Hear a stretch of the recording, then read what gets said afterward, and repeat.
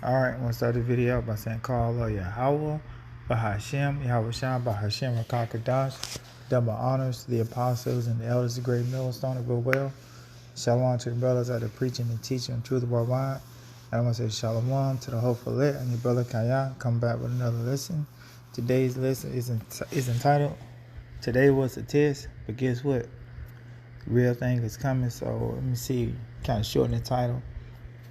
Hey, simple. Today was a test. But guess what? The real alarm will be set off. And I'm going to give you like a little snippet of the nuclear alarm siren.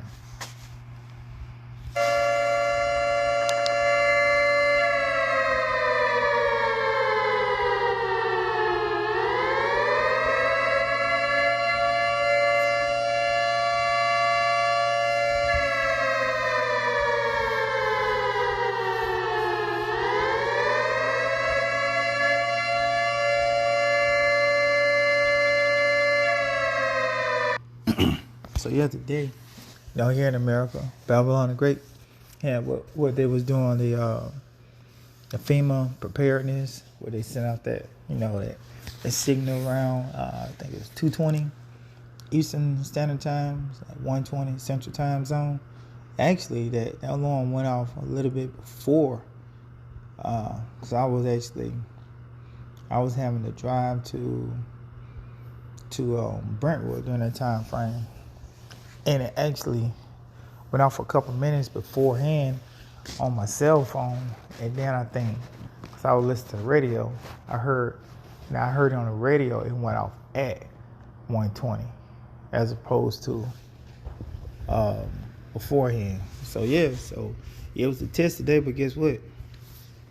The real thing will happen. How do we know? Because it's prophesied to happen. And I got a little bit of article that I want to jump into before I get a few precepts. So right here, this article is Russia's nuclear warriors from first alert to missile launch. And right here, this is what people also ask. How long would you have before a nuclear attack? If a nuclear attack were headed toward the U.S., residents will have fewer than 30 minutes to prepare. Actions immediately following a nuclear bomb blast and fallout could help you survive. Well, that's futile, because if you're on the shores of America, Babylon the Great, when the destruction hit, only survivors are going to be the Israelites, the elect of the nation of Israel that go up in the chariots. If you're on the shores of America, Babylon the Great, and you're not gonna survive it, because the scriptures don't support that. So we filter everything through the scriptures. So you can only eat part of this and say if a nuclear attack were headed, say the U.S. residents have fewer than 30 minutes to prepare. They only have fewer than 30 minutes. They basically have 30 minutes before they die. They're not preparing for anything. They as they say, prepare to meet your maker. As for survival, nah.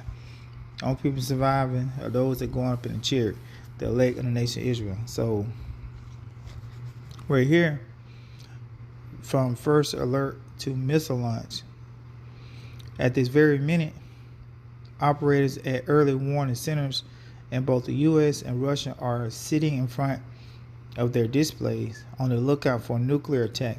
In both countries, a total of 13,000 nuclear devices are deployed. Among these, about 4,400 sit within missiles on high-level alert just minutes away from launch. So I'm going to actually jump down to this paragraph right here. Compounding the problem of the launch on warning strategy is the time that each side has to respond to a threat. The U.S. has about 25 minutes to respond to an apparent attack, but Russia, the response time is 10 minutes. So Russia has a shorter response time. The response time is 10 minutes. Russia has less than 10 minutes. Has less time. It's like Russia has less time because U.S. submarines could fire missiles from the North Atlantic, whereas missiles headed to the U.S. will originate almost entirely from Russia's mainland. So as it's going to Russia, they will have less time to actually respond if attack was happening on them. So they will have 10 minutes, whereas the United States, they will have 25 minutes. So let's go ahead and jump into a few precepts.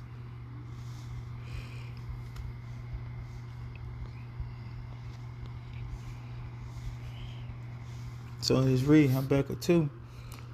Starting from the top. I was standing upon my watch and set me upon the tower and will watch to see what he will say unto me and what I shall answer when I am reproved.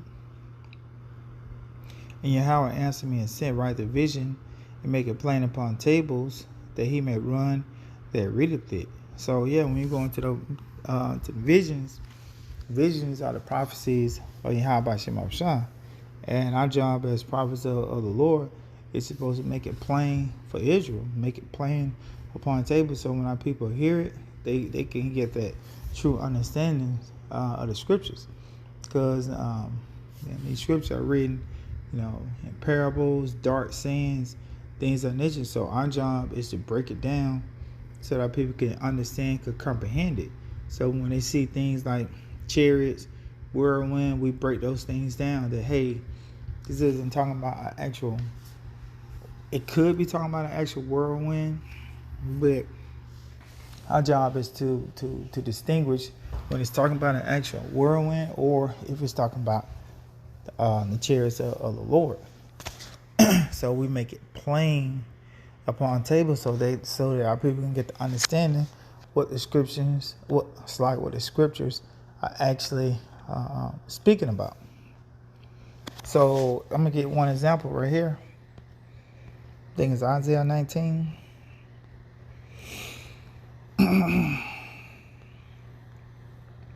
Alright, so this is an example. Isaiah 19, started from the top.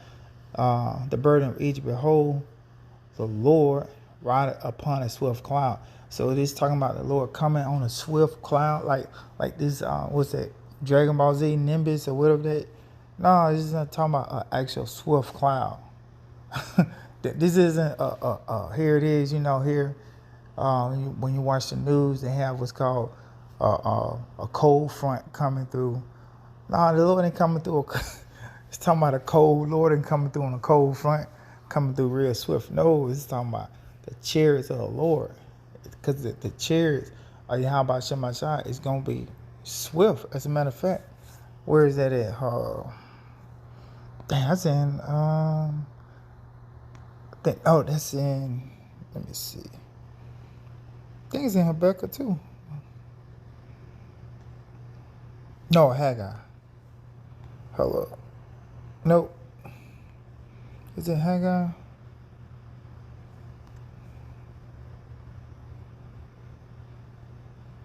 No, it's in Habakkuk. Slacking. I wasn't planning on getting this. I think it's in the first one.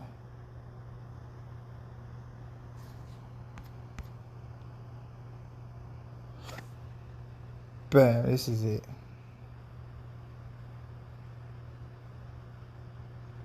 Alright, this is Habakkuk 3. I'm going to jump down to verse 8. Was Yahweh displeased against the river? Was thy anger against the rivers? Was thy wrath against the sea, that thou didst ride upon thine horses and thy chariots of salvation? So here it is. It's like everything's getting jacked up. Because those horses, those chariots are very swift. So it said, was the Lord displeased against the rivers? Was thy anger against the river? Was thy wrath against the sea, that thou didst ride upon thy horses and thy chariots of salvation? So those chariots, as I was reading in Isaiah 19, they're going to be swift. The Lord coming upon a swift cloud. The Lord's coming upon a swift chariot. So it's gonna be going so fast. It's almost like everything's getting jacked up. Like, is the Lord angry at the sea? Is the Lord angry at the river? Because those chariots, the amount of power or force that's gonna be basically driving them, it's like everything's getting jacked up. So going back into, I don't know why I went out. I was already in Habakkuk. So right back here, and actually let me finish out Isaiah 19. Even though that I got the point out of it, I'm just gonna finish it. All right, Isaiah 19 verse 1. The burden of Egypt, behold, Yahweh ride upon his swift cloud, and shall come into Egypt. So yeah, so this is Lord coming to Egypt, which is America, Babylon the Great, and the idols of Egypt shall be moved at his presence, and the heart of Egypt shall melt in the midst of it. So back in Habakkuk 2, starting from the top, actually Habakkuk 2 and 3. For the vision, for the prophecies is yet for an appointed time, but at the end it shall speak and not lie. Though it tarry, wait for it, because it will surely come, it will not tarry. So we at the time that the prophecies on tarry. So today was a test, but guess what? The prophecy of America being destroyed by the thermonuclear destruction, it's not tarrying anymore. We can see it. I mean, here it is. We actually have a test, the preparedness. Here it is. I think Russia had a preparedness test today. United States had a preparedness test today. So we are at that time frame for the visions and the prophecies of Yahweh Shemashah to come to pass. So Lord willing, this lesson is edifying. Till next time, Shalom and Abba Babal.